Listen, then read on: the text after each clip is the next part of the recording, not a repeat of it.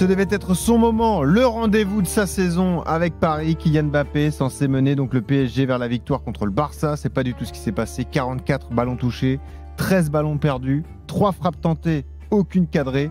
Paris qui a dû en se remettre à Dembélé et Vitinha pour marquer les buts. Mbappé qui a été tensé d'ailleurs par la presse espagnole ce matin. Pour le quotidien catalan Sport, Mbappé s'est montré arrogant et s'est fait manger par Jules Koundé, le pur arrière-droit, pire arrière-droit d'Europe pour Christophe Dugarry. Là, quand même. Voilà, donc on parle de Mbappé ce soir. Mbappé accusé d'être passé totalement à côté de son match. L'accusation est d'ailleurs menée par le procureur Dugarry. Bonsoir monsieur le procureur. Bonsoir à tous. Ça va en surprendre plus d'un. Mais ce soir, l'avocat de Kylian Mbappé, c'est Maître Dimeco. Bonsoir Maître. Bonsoir. Et le juge. Quel enthousiasme. Non, mais comme il posait le procès, est accusé d'être passé à côté. Et ben oui, il est passé à côté. Donc il n'y a pas de procès. Ouais. C'est pas ça la question qu'il fallait poser. Mais bon, c'est quoi parce la que vous êtes question des génies. Vas-y alors. question, C'est Maître, quoi la alors question alors? Ah non, Vas-y. non. Moi, je veux savoir qui c'est qui va l'accuser d'abord avant de le défendre. Ah non. J'attends de voir les accusations. moi. On se dédouane pas quand même, Maître. Hein. Il faut défendre votre client. Mais oui, Et puis le mais verdict je vais le sera défendre. rendu par le juge Roten. Bonsoir monsieur le juge. Bonsoir à tous. Bon, monsieur Dugarry, vous qui êtes le procureur, pour vous, Mbappé n'a pas du tout été à la hauteur hier. Non, bien évidemment, il n'a pas été à la hauteur et malheureusement, ça s'enchaîne depuis quelques semaines pour Kylian Mbappé. Alors après, je connais déjà plus ou moins l'argumentation de mon collègue Éric Dimeco qui va défendre son client et je suis persuadé très bien le défendre en nous expliquant que malheureusement Kylian Mbappé n'a pas été mis dans les meilleures conditions par son entraîneur et grosso modo, c'est de la responsabilité de son entraîneur si Kylian Mbappé n'est pas bon en ce moment. Ça, c'est pas une belle tactique, monsieur Dugarry, de Non, mais c'est pas une bonne dévoiler tactique. l'argument. Il n'a pas d'argument. hein. Mais c'est pour ça. Peut-être, mais je c'est pensais pour qu'il ça. a été dur ce procès, mais alors il est facile. Il se dé... S'il vous Je plaît. peux y aller? Pardon. Oui, allez-y. Alors c'est pour ça que je vais pas attaquer le footballeur parce que sincèrement c'est trop facile. Tout le monde a vu le match d'hier, donc bien évidemment que j'ai pas envie d'attaquer la performance lamentable de Kylian Mbappé. Mais là j'ai envie d'attaquer l'homme Kylian Mbappé, qui a montré hier ce qu'il a montré, c'est le pire du football et le pire de l'attitude que peut avoir un joueur de haut niveau. Je parle pas d'un joueur de son niveau, de haut niveau. C'est-à-dire qu'on a le droit de rater des matchs, on a le droit de rater des passes, on a le droit d'être nul. Ça, il n'y a aucun problème là-dessus. Mais le comportement, l'attitude qu'a eu ce garçon hier est tout simplement et tout bonnement scandaleuse. C'est un scandale pour le foot, c'est un manque de respect, c'est une trahison pour ses supporters dans un stade qui était chaud bouillant, pour ses partenaires, pour les gens qui lui font confiance depuis des années, pour les gens qui le payent, pour les gens qui l'apprécient, et pour le foot, pour un quart de finale de Ligue des Champions. Mais tu as craché au visage de la Ligue des Champions, un quart de finale que soi-disant tu rêves de gagner avec ton club, soi-disant, mais tu as craché sur la compétition, une chance de jouer dans un stade aussi beau que le Parc des Princes, devant le Barça, un quart de finale aller de Ligue des Champions. Ton attitude, l'attitude qu'il a eue sur ce match-là est une honte absolue. Et j'espère, alors, on va m'expliquer, il y a un match retour. Je le crois encore à la possibilité que ce garçon se transforme pour le match retour et fasse gagner son équipe. Je le souhaite de tout cœur.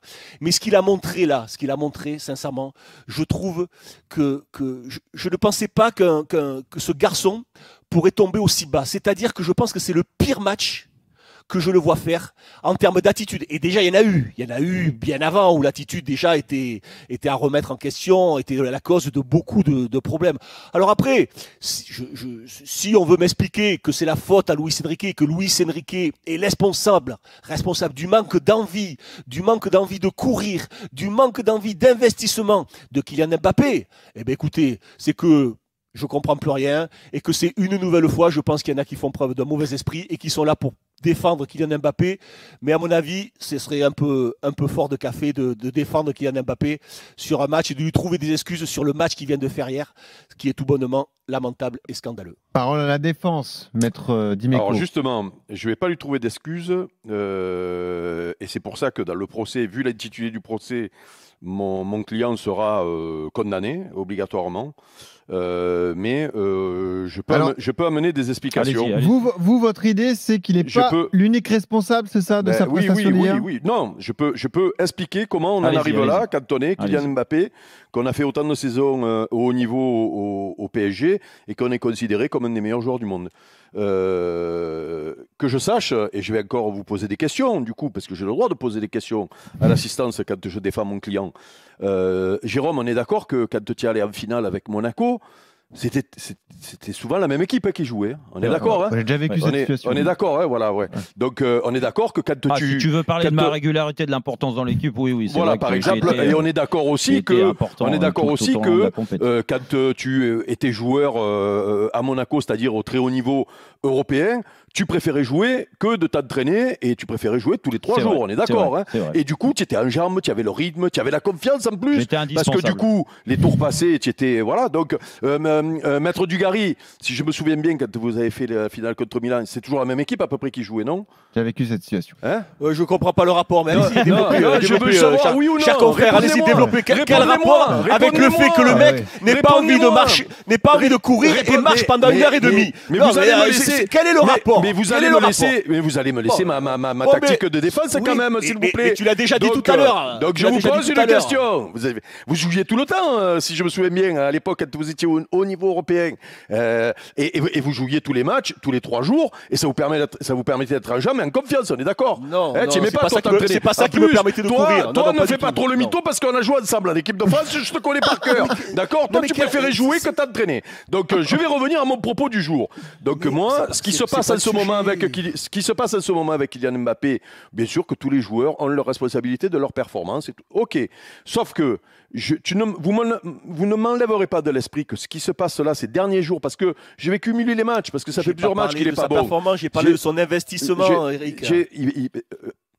Benoît, il faut quand même. On ne parle pas de sa prestation, Benoît, on est d'accord sur sa prestation, Eric. Il faut que tu lui laisses. Il faut que tu lui dises que. Alors, on est d'accord. Objection. Le problème que j'ai avec vous, Maître, c'est que vous interpellez le procureur et le juge. Donc c'est compliqué de leur demander de ne pas vous répondre. Pour finir mon propos, Kylian Mbappé, on le croyait surhumain, il est tout simplement humain. Et comme tous les joueurs de haut niveau, il a envie de jouer tous les matchs pour être en rythme, pour être en jambes. Il faut qu'il joue. Voilà, c'est-à-dire que tu le fais pas un coup sur le banc, un coup il sort, un coup. Non, ces mecs-là, ils jouent tout le temps. Parce que c'est en plus, lui, c'est un pur sang, c'est-à-dire que c'est un mec qui court beaucoup, qui joue sur sa vitesse. C'est un pur sang. C'était une chèvre hier. Quel pur sang ? Je suis en train de t'expliquer. Ça court, ça galope. Je suis en train de t'expliquer que ce qu'on a vu hier soir, ça pendait au nez, mais ça fait plusieurs matchs que ça pend au nez. Ça pendait au nez. Pourquoi ? Parce qu'Eric l'a mis une ou deux.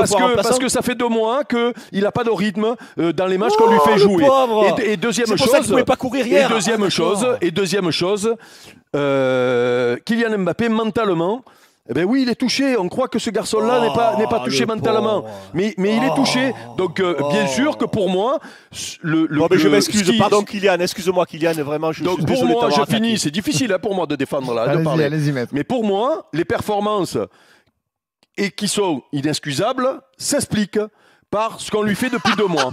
Voilà. Donc votre client des circonstances atténuantes, c'est ce que vous dites. Mais oui, il sera condamné. Il sera condamné. Mais par contre, il sera condamné, mais j'espère que le tribunal sera indulgent parce qu'il a des circonstances atténuantes. Je suis désolé. Parce que entre une attaque du procureur qui a été excessive, qui a été très forte, et justement une plaidoirie qui trouve des circonstances atténuantes, quel va être le verdict du juge Roten alors ?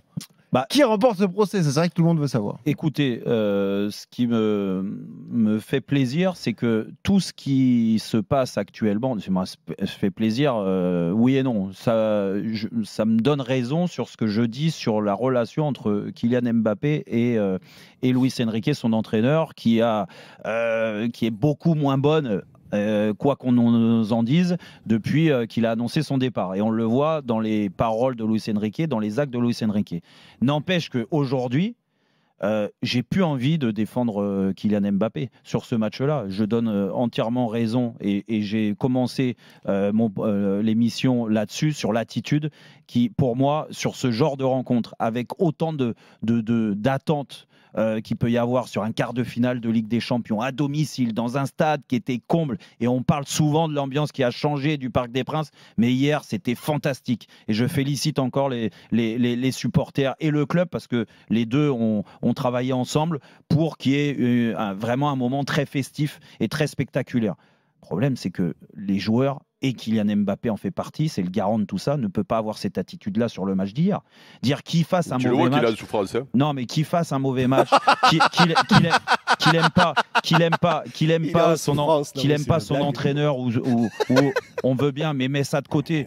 Non, tu mets ça de côté. Dis-moi, tu n'as pas joué pour des entraîneurs pour qui tu bandais, tu faisais des efforts pas possibles. Eric, tu fais abstraction, Eric, un quart de finale à domicile, tu fais abstraction, la Ligue des Champions. Tu joues pas pour ton entraîneur. On a fait joue pas pour ton entraîneur, arrête. joueurs faisaient abstraction, nous, tiens. Mais tu joues pas pour ton entraîneur. Non, mais c'est bien. Ce qu'il y a de bien, c'est que les vieux qui sont les plus jeunes, ils perdent la mémoire avant les vieux qui sont les plus vieux dans cette émission. Ça me fait plaisir, ça. Je suis content, tu vois. Pas du tout. Je suis content parce que là, j'ai deux amnésiques avec moi. Non, mais je suis pas amnésique parce que là-dessus, comme du gars, moi, je suis désolé. Moi, écoute, il y a des matchs, tu pouvais être mauvais, tout ce que tu veux. Bah, valait mieux pas que ça tombe sur ce genre de rencontre, parce que c'est là qu'on attend les grands joueurs. Quart de finale, allez, de Ligue des Champions. C'est pas comme si on l'a pas déjà vu à ce niveau-là dans notre saison. Et peut-être matchs où j'ai été nul. Là, vous êtes en train de m'expliquer que c'est tous les matchs de Ligue des Champions. Non, mais écoute, Eric, des matchs où j'ai été nul, où j'avais pas envie, où je manquais de respect à mes supporters, à mes partenaires. Il y en a eu plein. Non, mais il y en a eu plein. Mais c'est pas parce que je l'ai fait que je dois dire aujourd'hui que c'est une bonne chose. J'étais minable quand je l'ai fait à mon époque, de la même façon que Mbappé est minable aujourd'hui. Sauf donc je condamne bien sûr Kylian Mbappé de son attitude. J'espère juste qu'il va se rendre compte que ce qu'il a fait hier, c'est inadmissible. Et que la semaine prochaine, à Barcelone, il nous fasse gagner, parce que là, le problème, c'est qu'il a encore plus de pression sur le match retour.